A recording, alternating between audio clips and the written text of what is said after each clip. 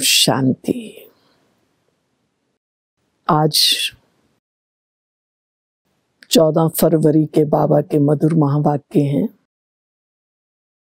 हम बच्चों को अपना ज्ञान योग का अभ्यास बढ़ाने के लिए क्या क्या पुरुषार्थ करना चाहिए और क्या क्या फायदा है, बाबा ने भिन्न भिन्न युक्तियां उसकी दी हैं। मुरली का सार है, मीठे बच्चे अंतर्मुखी हो, अपने कल्याण का ख्याल करो। समझा, चिंता करनी है तो एक ही करो, बस मेरा कल्याण हो, मेरा कल्याण हो। घूमने फिरने जाते हो तो एकांत में विचार सागर मंथन करो। अपने से पूछो, विचार सागर मंथन ठीक है तो प्राप्ति क्या है? अपने से पूछो, हम सदा हर्षित रहते हैं?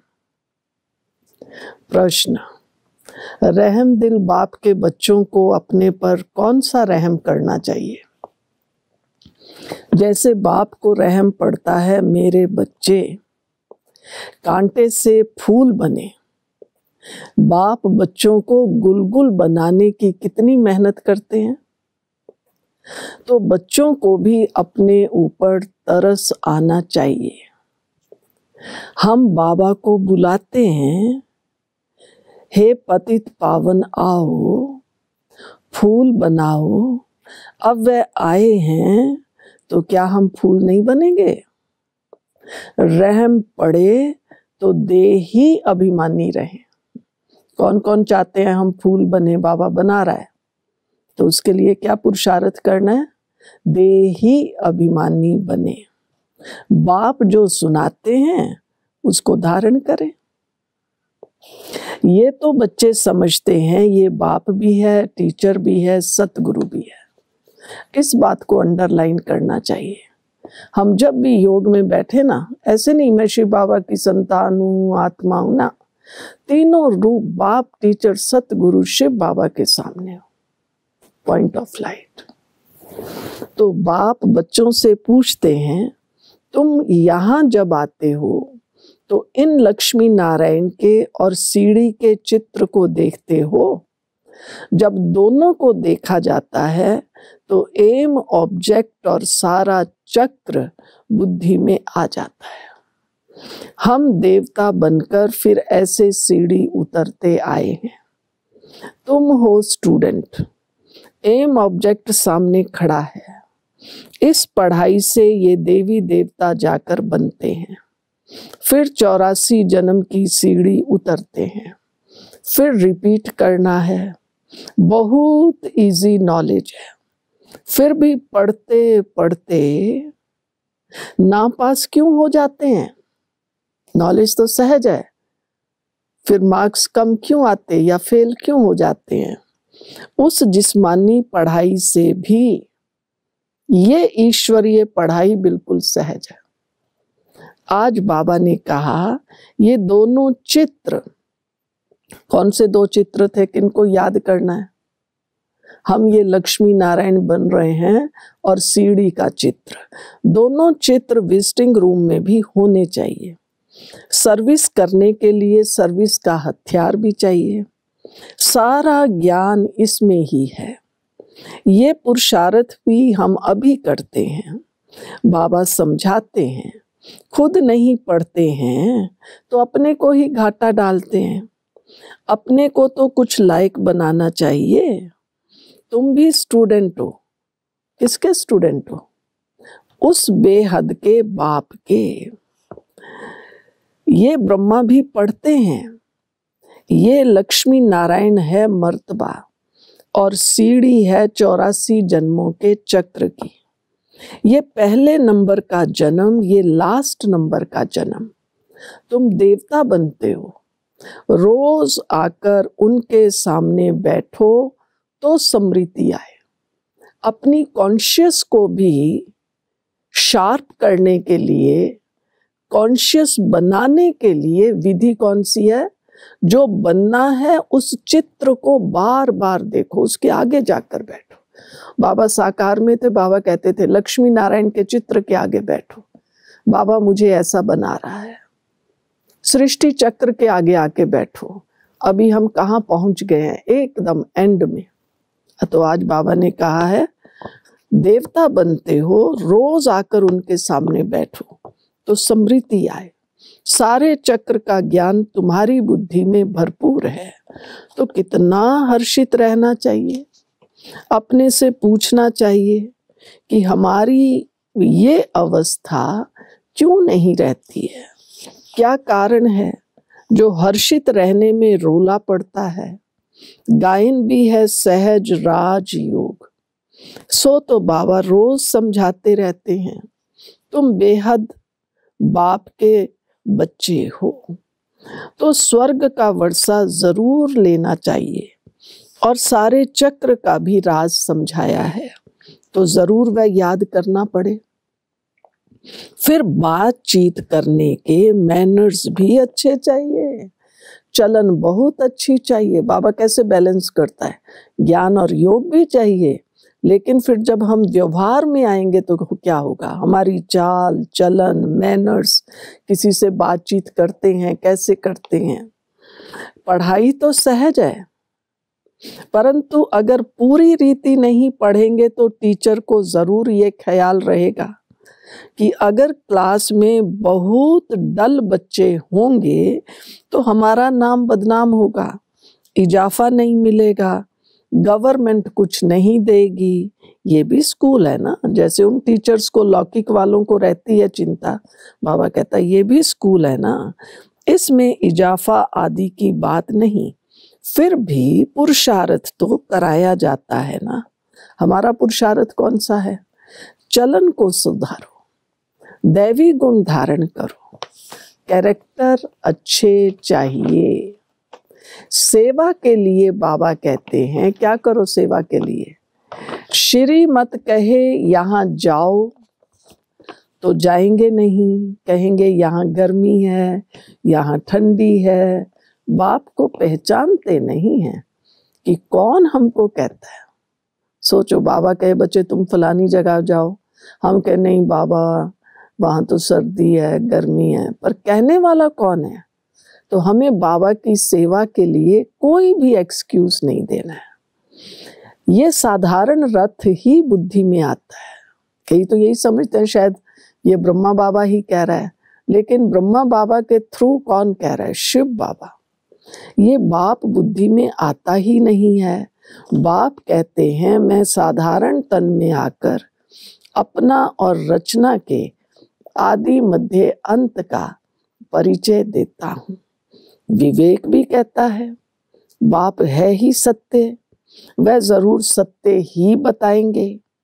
आप कहते हैं बाप कहते हैं तुम्हारा धर्म बहुत सुख देने वाला है। बाप ही आकर तुमको स्वर्ग का मालिक बनाते हैं। औरों के सुख का टाइम तो अभी आया है, अब जो आत्माएं कलयुग के अंत में आएंगी उनको थोड़ा सुख भी मिलेगा फिर, लेकिन दुख भी साथ साथ है। औरों के सुख का टाइम तो अभी आया है, जबकि मौत सामने खड़ा है। ये एरोप्लेन बिजलियां आदि पहले नहीं थी, उनों के लिए तो अभी जैसे स्वर्ग है। कितने बड़े बड़े महल बनाते हैं, समझते हैं अभी तो हमको बहुत सुख है, बस यही स्वर्ग समझते हैं। अब उन्हों को जब कोई समझाए कि स्वर्ग तो सत्युग को कहा जाता है, कलयुग को थोड़ी ही स्वर्ग कहेंगे। अभी तुम सत्युग से भी जास्ती वैल्यूएबल हो। बाप जो ज्ञान का सागर है वह सारा ज्ञान अभी देते हैं। बाप गुलगुल बनाने के लिए कितनी मेहनत करते हैं, भगवान हमारे लिए कितनी मेहनत करता है। कभी यही विचार करो हमें कौन पढ़ा रहा है, कौन हमें बना रहा है। मैं आत्मा कितनी भाग्यवान हूँ।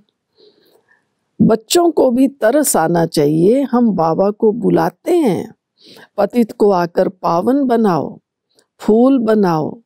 अब बाप आए हैं तो अपने पर भी रहम करना चाहिए। क्या हम ऐसे फूल नहीं बन सकते?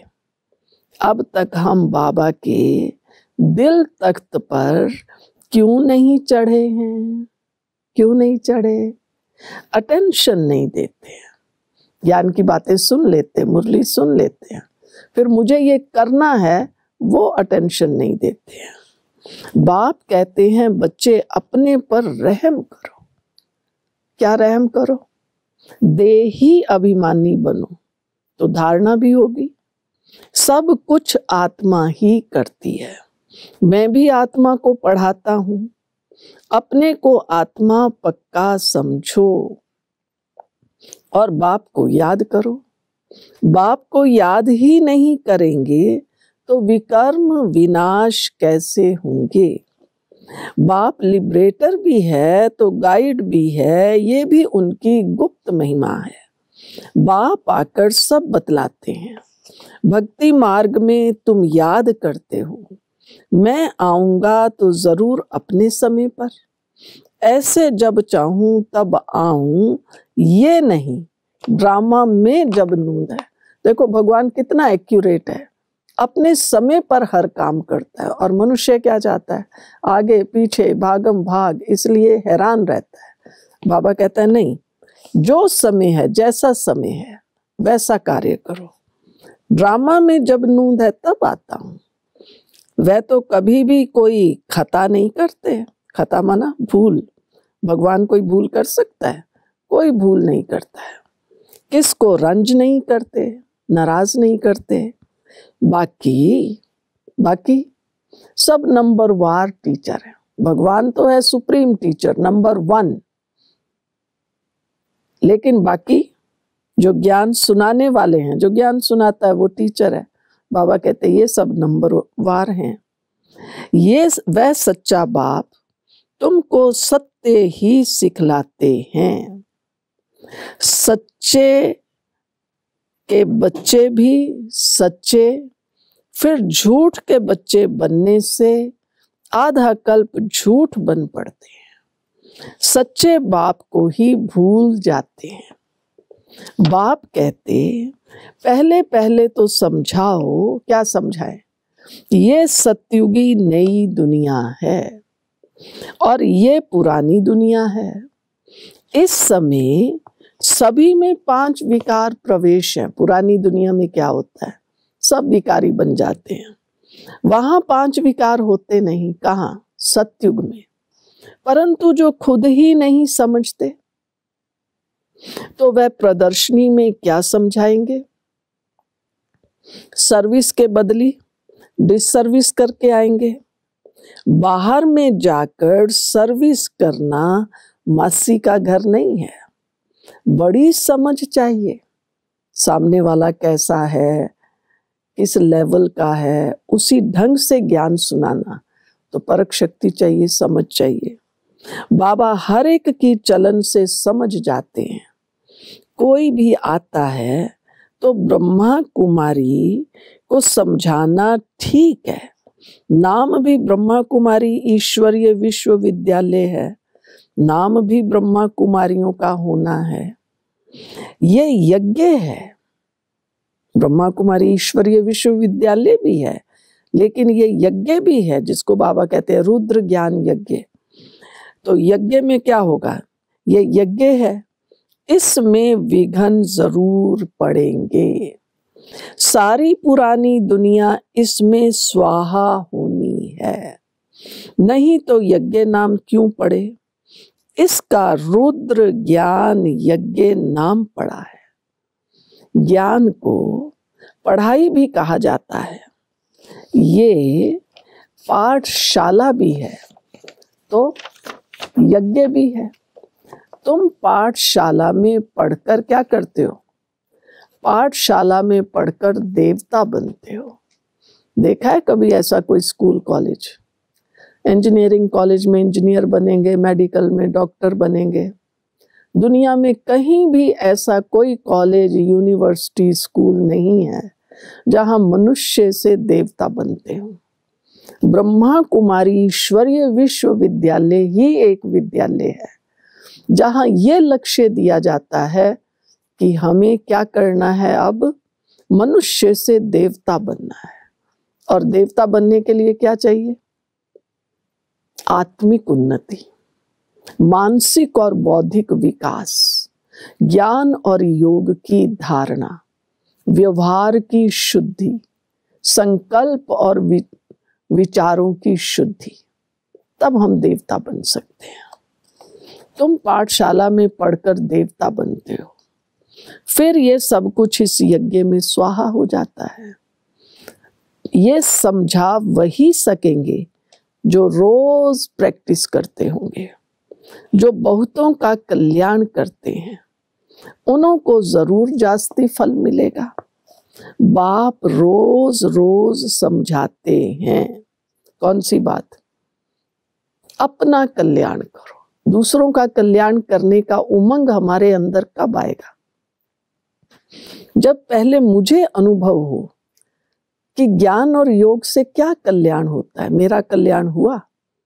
अगर मुझे कोई फायदा मिला होगा तो मैं दूसरों से शेयर करूंगी। अगर फायदा ही नहीं है तो फिर कहेंगे अरे छोड़ो, ये तो ऐसे ही है। तो बाबा ने इसलिए आज साफ कहा है, बाप रोज रोज समझाते हैं, अपना कल्याण करो। एम ऑब्जेक्ट कितनी सहज है। इसमें कैरेक्टर्स बहुत अच्छे चाहिए। और कैरेक्टर अच्छा कैसे बनेगा? क्या चाहिए उसमें? कौन सी विशेषता चाहिए? दिल साफ तो मुराद हासिल हो सकती है। दिल की सच्चाई, सफाई, अंदर बाहर एक। वरदान, हलचल में दिल शिकस्त होने की बजाय बड़ी दिल रखने वाले हिम्मतवान भव। वरदान बहुत जोरदार है। आजकल दुनिया में चारों तरफ क्या हो रहा है? सब जगह देखो आप, गड़बड़ हो रही है, ऊपर नीचे, कहीं लड़ाई झगड़े, कहीं कुछ हो रहा है। तो ऐसे समय में अपने अंदर आत्मिक मानसिक शक्ति बहुत चाहिए। और वह तभी होगी जब हम बस एक बाबा से जुड़े हुए होंगे। इधर उधर जुड़ेंगे तो फिर तो यही लगेगा अरे फलाने का क्या हो गया, उसका क्या हो गया, वो मर गया, वो जी गया, फिर मन उदास हो जाएगा। पुनः सुनिए, हलचल में दिल शिकस्त होने की बजाय बड़ी दिल रखने वाले हिम्मतवान भव। कभी भी कोई शारीरिक बीमारी हो, मन का तूफान हो, धन में या प्रवृत्ति में हलचल हो, सेवा में हलचल हो, उस हलचल में दिल शिकस्त नहीं बनो, बड़ी दिल वाले बनो। जब हिसाब किताब आ गया, दर्द आ गया, तो उसे सोच सोच कर दिल शिकस्त बन बढ़ाओ नहीं। क्योंकि हम सोचेंगे हाय मुझे बीमारी क्यों हुई, ये खांसी जुकाम क्यों हुआ, हो गया ना, शांत रहो। आप वैसे भी देखो, किसी को कोई भी बीमारी हो, डॉक्टर सबसे पहले क्या देता है? ऐसी गोली जो पेशेंट सो जाए, बस थोड़ा रेस्ट में जाए, इसको रेस्ट मिले। तो वो रेस्ट तो टेम्परेरी है। हो सकता है बाहर से रेस्ट में हो पर अंदर में टेंशन में हो, लेकिन ये ज्ञान और योग की रेस्ट ऐसी रेस्ट है जो हर प्रकार की चिंता से मुक्ति दिला देती है। दिल शिकस्त बन बढ़ाओ नहीं। सुना, दर्द आ गया तो उसे सोच सोच कर दिल शिकस्त बन बढ़ाओ नहीं। तो क्या करें? हिम्मत वाले बनो। ऐसे नहीं सोचो हाय क्या करूं, हिम्मत नहीं हारो, हिम्मतवान बनो, तो बाप की मदद स्वतः मिलेगी। स्लोगन, किसी की कमजोरी को देखने की क्या करें? मानवीय स्वभाव तो क्या है? हर घड़ी ये ऐसा, ये ऐसा, ये ऐसा, ये ऐसा, अंगुली ऐसे चलती है। लेकिन बाबा क्या कहता है? किसी की कमजोरी को देखने की आंख बंद कर मन को अंतर्मुखी बनाओ।